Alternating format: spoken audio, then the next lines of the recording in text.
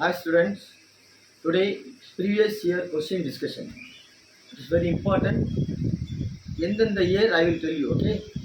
First question, the biological process that enable continuity of species. Actually என்னன்னா biological processனா உயிரியல் தொடர்ச்சியாக நடக்கும் உயிரியல் வினைகள் தொடர்ச்சியாக நடக்கக்கூடிய ஒரு ஸ்பீசிஸில் எந்த ப்ராசஸ் நடக்கும்னு கேட்குறாங்க. கண்டினியூட்டியாக நடக்கக்கூடியது. ஓகேவா? ஸோ ஒன் செகண்ட் இங்கிலீஷில் படிச்சு காமிக்கிறேன். The biological process that enable continuity of species. இதோட ஆன்சர் வந்து ரீப்ரொடக்ஷன் தான் கண்டினியூட்டியாக நடந்துகிட்டே இருக்கும். Then next question, offspring produced by asexual reproduction are called immoral. It's because என்னன்னு தெரிஞ்சுக்கோங்க, இந்த சந்ததி இருக்கு இல்லையா, ஆஃப்ஸ்பிரிங்னா சந்ததி, அதில் நடக்கக்கூடிய ஏசெக்சுவல் ரீப்ரொடக்ஷன் அது எப்படி சொல்கிறாங்கன்னா ஆர் கால்ட் இம்மாரல். ஏன் அது இம்மாரல்னு சொல்கிறாங்க? ஏன்? So there is no natural death. Answer வந்து there is no natural death. அதுக்கு இயற்கையான மரணம் இல்லை. இது வந்து நீட்டில் வந்து 2013 கேட்ட question. Okay. Then offspring produced by asexual reproduction are called clone. Just why? offspring அதாவது சந்ததி வந்து ஏசெக்சுவல் ரீப்ரொடக்ஷன் அதில் நடக்குது. அது எதனாலும் கேட்குறாங்க. முதல்ல ஏசெக்சுவல் ரீப்ரொடக்ஷன், செக்ஷுவல் ரீப்ரொடக்ஷன் அப்படின்னா என்னென்னு தெரிஞ்சுக்கணும்ல. A mean absence of asexual sex organ எதுவுமே இதாகாது. அதுக்கு பேர் தான் absence of absence of sexual organs எதுவுமே கனெக்ட் ஆகாது. செக்ஷுவல்னா செக்ஷுவல் ஆர்கன் கனெக்ட் ஆகி அதுலேருந்து புதுசாக ஒரு உயிரினம் உருவாகும். ஃபார் எக்ஸாம்பிள் என்ன சொல்கிறதுனா, இப்போ மனுஷன் விலங்குகள் எல்லாம் பார்த்தீங்கன்னா செக்ஷுவல் ரீப்ரொடக்ஷன். சில பிளான்ட்டில் வந்து வேறு பூவில் இருந்து மறந்த சேர்க்கை நடந்து அதில் வந்து இனப்பெருக்கம் நடக்கும். சேம் டைம் இந்த சில வெஜிடேட்டிவ் ஏசெக்சுவலாக இது எதுவுமே இல்லாமல் அந்த அமீபா, பாரமீசியம் இந்த மாதிரி பார்த்தீங்கன்னா அந்த செல்லுக்குள்ளேயே ஒரு செல்லு உருவாகி இன்னொரு செல் வந்து வெளியே இன்னொரு அமீபா உருவாகிடும். ஒரு செல் ரெண்டாக பிரிஞ்சு ஒரு புதிய உயிர் உருவாகிடும்.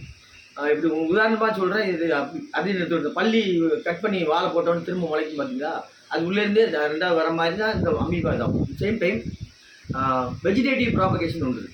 அது எப்படி அந்த முருங்கை மரத்தை வெட்டி நட்டு வைக்கிறோம்ல, அதுக்கு பேர் வெஜிடேட்டிவ். அதில் வந்து இந்த இனப்பெருக்கிற முருங்கை மரம் தன்னாக முளைச்சிரும். நார்மலாக அதோட பூவில் இருந்து வளர்ந்த சேர்க்கை நடந்து வளர்றதும் இருக்குது. விதை வருது இல்லை, விதையை போட்டு வளர்றதும் இருக்குது. ஓகேவா? Then next question, offspring produce by asexual reproduction are called clone. அதை தான் க்ளோன் சொல்லுவாங்க. ஓகேவா? அதுக்கு ஆன்சர் வந்து 3 இருக்குது, நோட் பண்ணிக்கோங்க. They are morphological similar. அது ரெண்டுமே அமீபா பார்த்தீங்கன்னா ரெண்டுமே சேமாக இருக்கும். They are genetically similar. ஜெனட்டிக்கலும் சிமிலராக தான் இருக்கும். They are identical copies of their plant. அதோட ஏற்கனவே அதுலேருந்து வந்த ஒரு இதுலேருந்து இன்னொன்று பிரியும்.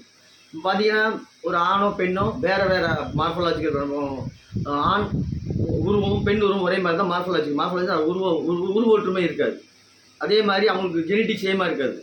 அதே மாதிரி அவங்க ஐடென்டிக்கல்லேருந்து வரமாட்டாங்க. இப்போ வேற ஒரு அப்பா அம்மா வேற ஒரு ஜென்ஸுக்கு வேற ஒரு அப்பா அம்மா, இவங்களுக்கு வேறு அப்பா அவங்கள்ட்ட வராங்க. ஸோ இதுக்கு பேர் தான் வெஜிடேட்டிவ். இது பேர் அதான் லாஸ்ட்டில் இருக்கிறாங்களா, they are identical copy of their parents. Okay. இன்னொரு வாட்டி இந்த கொஸ்டின் சொல்கிறேன். Offspring produce by asexual reproduction are called clone because they are morphological similar and they are genetically similar and they are identical copies of their parents. Okay. Then fourth question, name the organism where cell division itself it is a mode of reproduction. ஒரு organism வந்து செல் division அதுக்குள்ளே தனக்குள்ளே cell division பண்ணிக்கணும். அந்த organism reproduction பண்ணிக்கணும். அந்த organism பேர் என்னன்னு கேட்குறாங்க. அதுக்கு ஆன்சர் வந்து பாரமீசியம். இதுவும் நீட்டு 2013 ஒரு கொஸ்டின். அதுக்கு பாரமீசியம். ஓகேவா? பாரமீசியம்னா அது செல் டிவிஷன் அதுக்குள்ளே இப்போ cell division itself a mode of reproduction. Okay. Then fifth question, which of the following statement how do ஸ்போர்னா விதைகள், how to spore help in survival under unfavorable condition. அதாவது விதைகள் சாதகமற்ற சூழ்நிலையில் எப்படி அதை சமாளிச்சுக்கிறது அப்படின்னா, இட் இஸ் கவர்டு பை தின் வால். அந்த இதை சுற்றி மெல்லிய வால், என்னது கவர், மெல்லிய சொல்ல தெரியல, தின் வால். அதை சுற்றி இப்போ ஒரு மெல்லிய உரை உரை இருக்குது. ஓகேவா? Answer question, how do sports help in survival under unfavorable condition? Answer, covered by thin wall. Next question, name the most common sexual motile reproductive structure found in the member of kingdom fungi and algae. கிங்டத்தில் உள்ள ஃபங்கையும் ஆல்கையும் அவங்களோட common sexual structure எப்படின்னா motile reproductive structure. ஓகேவா? இது எதில் இருக்குன்னு கேட்குறேன். இந்த ஆல்கையிலையும் ஃபங்கையும் எதை வச்சு நடத்துது அப்படின்னு கேட்குறேன். அதுக்கு பேர் zoospore. ZOOSPORES, zoospore. Okay. Then next question, how does Penicillium reproductive asexually? Penicillium எவ்வாறு பாலினமற்ற நிலையில் இனப்பெருக்கம் செய்கிறது? ஓகேவா? how does Penicillium reproduce asexually? ஓகேவா? So answer is conidia. நீங்கள் கொனிடியாங்கிற வார்த்தைக்கு தமிழ்லாம் கிடைக்காது. இது பேரே கொனிடியா தான். நீங்கள் தமிழில் எங்கே தெரிஞ்சாலும் கொனிடியா தான் இருக்கும். ஓகேவா? CONIDIA, conidia. Next question, some fruits are seedless or non viable seeds. How are they are propagated? சில ஃப்ரூட்டில் விதை இருக்காது. அப்புறம் வந்து அது பார்த்தீங்கன்னா சாத்தியமில்லாத வகையில் இருக்கும். அதாவது இனப்பெருக்கம் பண்ண முடியாது. அப்போ எப்படி அது பண்ணுவாங்கன்னா, அதுக்கு பேர் தான் வெஜிடேட்டிவ் ப்ராபகேஷன். நான் சொன்னேன் வெஜிடேட்டிவ் ப்ராபகேஷன் என்னென்னா, நம்ம முருங்கை மரத்தை வெட்டி தனியாக வைப்பாங்க. சில இடத்துல அதை தண்டை மட்டும் ஒடிச்சு வைப்பாங்க, அது வளரும். அதுக்கு பேர் வெஜிடேட்டிவ் ப்ராபகேஷன். ஓகே.